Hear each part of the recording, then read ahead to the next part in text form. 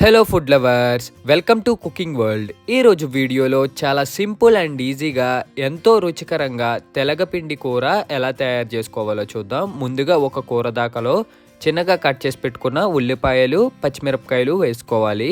తర్వాత ఇందులోకి తగినన్ని వాటర్ అయితే వేసుకోవాలి. వాటర్ వేసుకున్న తర్వాత ఇందులోకి ఒక టేబుల్ స్పూన్ పసుపు అయితే వేసుకోవాలి. పసుపు వేసుకున్న తర్వాత ఇందులోకి ఒక టేబుల్ స్పూన్ సాల్ట్ అయితే వేసుకోవాలి. సాల్ట్ వేసుకున్న తర్వాత ఇందులోకి ఒక టేబుల్ స్పూన్ కారం అయితే వేసుకోవాలి. కారం ఎక్కువ తినే వాళ్ళైతే కొద్దిగా ఎక్కువ వేసుకోవచ్చు. ఇప్పుడు ఇంగ్రీడియంట్స్ అన్నీ వేసుకున్న తర్వాత దీనిపైన మూత పెట్టేసి కాసేపు ఈ వాటర్ని అయితే ఉడకనివ్వాలి. ఇప్పుడు తాలింపు సరుకులు అయితే తీసుకోవాలి. ఇందులోకి కొన్ని వెల్లుల్లిపాయలు, కొన్ని జీలకర్ర, అలాగే కొన్ని ఎండుమిర్చి, అలాగే కొన్ని కరివేపాకు అయితే ఒక ప్లేట్లోకి తీసుకుని పక్కకైతే ఉంచుకోవాలి. ఇప్పుడు ముందుగా మనం కూర దాకా పైన మూత పెట్టాం కదా, కాసేపు అయిన తర్వాత దీనిపైన మూత ఓపెన్ చేస్తే మనకి ఈ విధంగా బాగా ఉడికి బబుల్స్ లాగా అయితే వస్తాయి. ఈ టైంలో ఒక ప్యాకెట్ తెలగపిండి అయితే తీసుకుని కొద్దిగా వేసుకుంటూ గరిటె సాయంతో కలుపుకుంటూ మనం ఈ తెలగపిండి అయితే వేసుకోవాలన్నమాట. ఇదంతా లో టు మీడియం ఫ్లేమ్లోనే చేయాలి.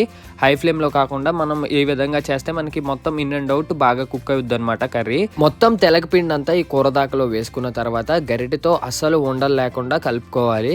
లేకపోతే మనకి ఉండల కింద వచ్చేసి టేస్ట్ అయితే బాగోదు అనమాట కర్రీ. ఇదంతా చెప్పా కదా, లో టు మీడియం ఫ్లేమ్లోనే కలుపుకోవాలి. చూస్తున్నారు కదా బబుల్స్ ఎలా వస్తున్నాయో. కాసేపు ఇలా కలుపుకున్న తర్వాత ఈ టెక్స్చర్లోకి అయితే వస్తుంది. ఇంకా మనకి కర్రీ అయితే అవ్వలేదు. వాటర్ అస్సలు లేకుండా కలుపుకోవాలి. ఈ తెలగపిండి కర్రీ తినడం వల్ల మనకి చాలా హెల్త్ బెనిఫిట్స్ అయితే ఉంటాయి.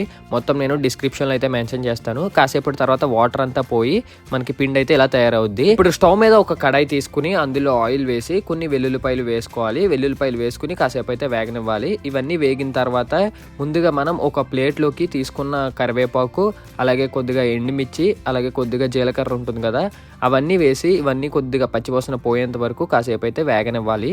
ఇవన్నీ వేగిన తర్వాత స్టవ్ కట్టేసి కడాయిని కిందకి తీసేసుకోవాలి. ఇలా కిందకి తీసేసుకున్న తర్వాత ఇందులోకి ముందుగా మనం ఉడకబెట్టుకున్న తెలగపిండి ఉంటుంది కదా, ఆ తెలగపిండి కొద్దిగా వేసుకుంటూ ఈ తాలింపులు అయితే మనం కలిపేసుకోవడమే.